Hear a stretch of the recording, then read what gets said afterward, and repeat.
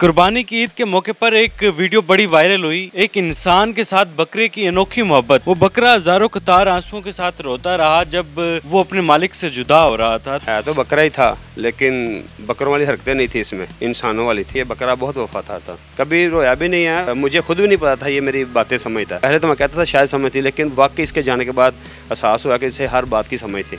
मेरे तासुरात तो वो सगियाँ पुल वाली सड़क बताएगी, वहाँ तकरीबन 50 लोग थे। उधर बहुत गमगीन माहौल हो गया था। मेरा खुद का घर का पाला हुआ बड़ा छतरा था जो कुर्बानी की नीयत से मैंने तैयार किया था। मैं तो बहुत ज़ोर से रोया हूँ। मैं तो ज़िंदगी में कभी नहीं रोया। काश इसे ज़ुबान लगती, इसे बड़ा कुछ बोलता। उसके मैंने कान में कहा था, मैंने उससे माफ़ी मांगी थी। मेरे कंधे पे उसने मुँह रख लिया तो बकरा आवाज़ें निकालने शुरू हो गया, रोना शुरू हो गया। लोगों के लिए बकरा था, मेरे लिए तो मेरा बेटा था। मैंने देखे कितना दर्दनाक लिखा है, मैं पढ़ नहीं सकता जो मैंने पीछे लिखा है।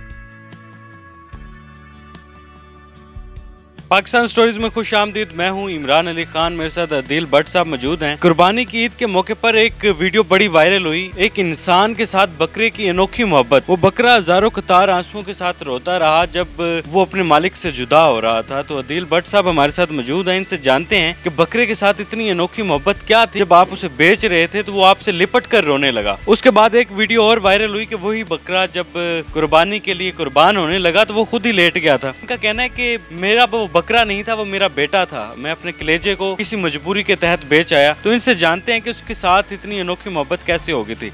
है तो बकरा ही था, लेकिन बकरों वाली हरकतें नहीं थी इसमें, इंसानों वाली थी। इतना वफादार तो इंसान भी नहीं होता। ऐसे ही है, लेकिन ये बकरा बहुत वफादार था। कितने अरसे से ये बकरा आपके पास था? ये बकरा मेरे पास 1 साल तो कुछ दिन रहा। तो ये उसी तरीके से रोता था? पहले भी कभी रोया इस तरह? नहीं, कभी नहीं रोया, कभी रोया भी नहीं है। मुझे खुद भी नहीं पता था ये मेरी बातें समझता है। मैं तो यही करता था कि मेरे इशारे पे चलता है, मैं इसका कान पकड़ता हूँ तो इसको खींचता हूँ, लेकिन ये मेरी आवाज़ पे चलता था। मुझे नहीं पता था। आपको समझता था पूरा। मैं जब मुंह से भी बोलता था ना कुछ तो कहना मानता था, लेकिन बोलने के साथ मैं इशारा भी करता था। मैं तो यही समझता रहा हूँ कि इशारे पे चल रहा है, लेकिन इशारे पे नहीं चलता था। दिली लगाव हो गया था आपके साथ? बहुत ज़्यादा।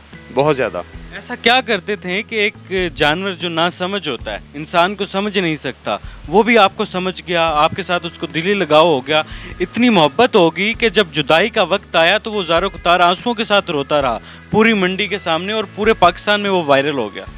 मेरे ख्याल से जानवरों को एहसास हो जाता है। मैं इनके लिए जब कोई मक्खन वगैरह या इनके बादाम वगैरह जब मैं इनके सामने बनाता था ना, तो इनके सामने मैं बनाता था, तो साथ साथ जैसे बंदा एक फजूल इन बातें करता, तो जब इन्होंने मेरी तरफ देखना तो मैंने कहना देख देख देख ये तेरे लिए सौदा तैयार हो रहा है। ऐसे ऐसे मैं बातें करता था।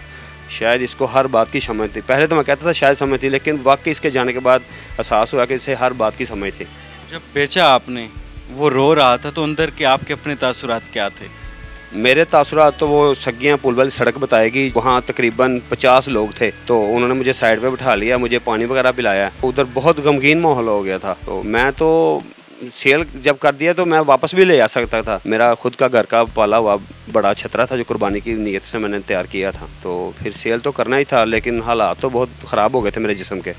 मैंने सुना आप खुद भी रोए उस वक़्त? मैं तो बहुत ज़ोर से रोया हूँ।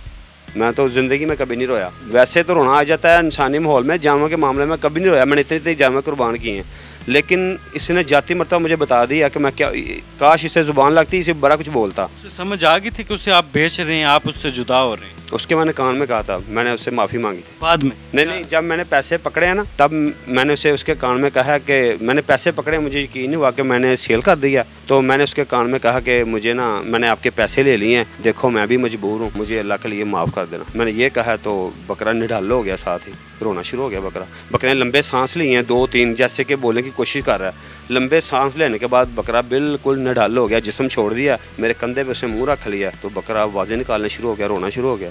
बस मुझे उन्होंने पानी पिलाया, बकरा साइड पे लेके, बकरा तो हिलता ही नहीं था उनसे। फिर थोड़ी देर में बैठ के मेरी तबीयत सेट हुई, फिर बकरा मैंने उनको गाड़ी में बिठा दिया।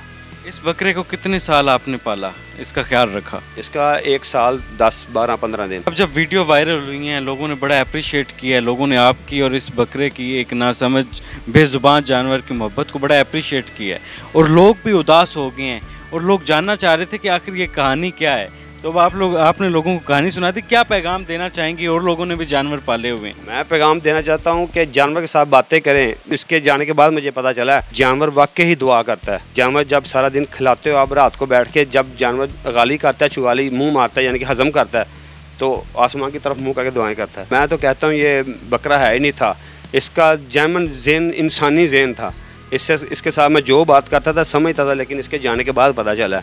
आज ईद गई को तकरीबन 15 दिन तो हो गए हैं। लोगों के लिए ये बकरा था, लोगों के लिए बकरा था, मेरे लिए तो मेरा बेटा था। मैंने देखे कितना दर्दनाक लिखा है, मैं पढ़ नहीं सकता जो मैंने पीछे लिखा है, लेकिन मेरे लिए, मैं अब आपसे बात कर रहा हूँ, मेरे बात करना मेरे से मुश्किल हुई है। मेरे दिल की धड़कन देखे कितनी तेज़ है। आपने लिखा कि कलेजे का टुकड़ा था, मेरे कलेजे का टुकड़ा था बेटा था। अब तो मैं जितने भी लफ्ज़ बोलूँ छोटे हैं इसके लिए। चलें जी, अदील भट्ट साहब की और इस भोले बकरे की कहानी आपने सुनी, आपको कैसी लगी? फिलहाल अपने मेज़बान इमरान अली को इजाज़त दें। अल्लाह हाफिज़।